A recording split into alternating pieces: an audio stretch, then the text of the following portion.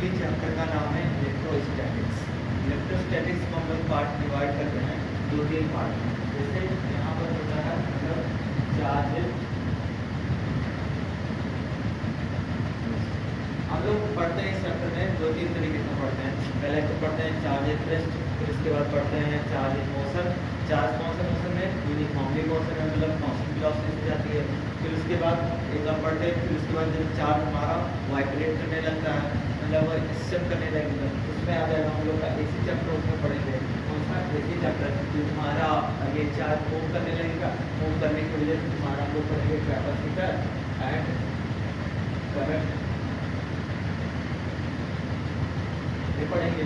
फिर जब मूव करने का इफेक्ट देखेंगे, इसका इफेक्ट जो रहेगा, ये इफेक्ट हमारा क्या पढ़ेंगे मैग्नेटिज्म का।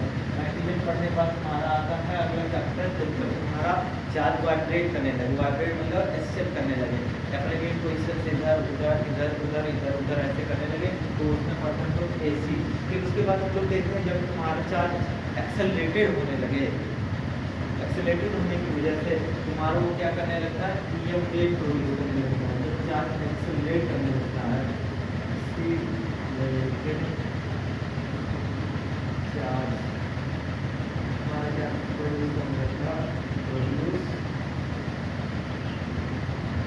ईएम। ये उसके बाद हम लोग ये पढ़ेंगे।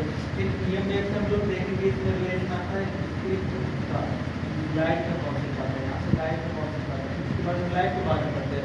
लाइट का हम लोग पढ़ते हैं दो नेचर, एक पार्टिकल नेचर, एक पढ़ते हैं और वेव नेचर।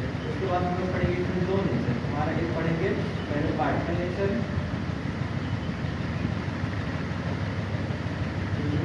पढ़ेंगे वेव नेचर। फिर उसके बाद आता है दोनों के कॉम्बिनेशन से मॉडर्न फिजिक्स, जहाँ से शुरुआत हुई थी ये modern particle nature wave nature इस थ्योरी की जनरेशन जहाँ से हुई थी, वहाँ पर हम लोग पढ़ते हैं मॉडर्न फिजिक्स। इसमें आइंस्टाइन अपना फोटोइलेक्ट्रिक इफेक्ट दिए थे, बाकी सब ये जो हम लोग पढ़ चुके हैं, क्या नाम है एटॉमिक स्ट्रक्चर, ये सब पूरा उसमें कहानी में आता है। वो सब इस चैप्टर में हम लोग मॉडर्न फिजिक्स एंटी पढ़ते हैं। एंटी में पढ़ने के बाद फिर हम लोग का आता है सेमीकंडक्टर। सेमीकंडक्टर इससे रिलेटेड होता है हमारा करंट से रिलेटेड होता है, इससे रिलेटेड हो जाता है।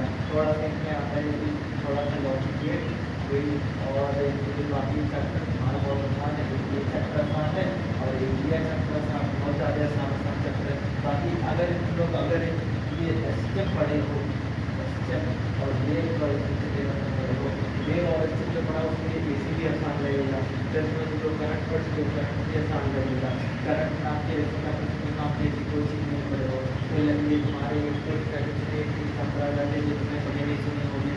ये अगर ग्रेविटेशन पढ़ोगे तो ग्रेविटेशन इससे निकल मिलता है, तुम्हारा ये आ जाता है। फिर उसके बाद ग्रेविटेशन से भी निकल जाता है इलेक्ट्रोस्टैटिक्स। फिर उसके बाद कैपेसिटर थोड़ा अलग चैप्टर हो जाता है। करंट जो तुम लोग पढ़ चुके हैं, मैग्नेटिज्म भी थोड़ा सा तुम लोग पढ़ चुके हैं। फिर उसके बाद आता है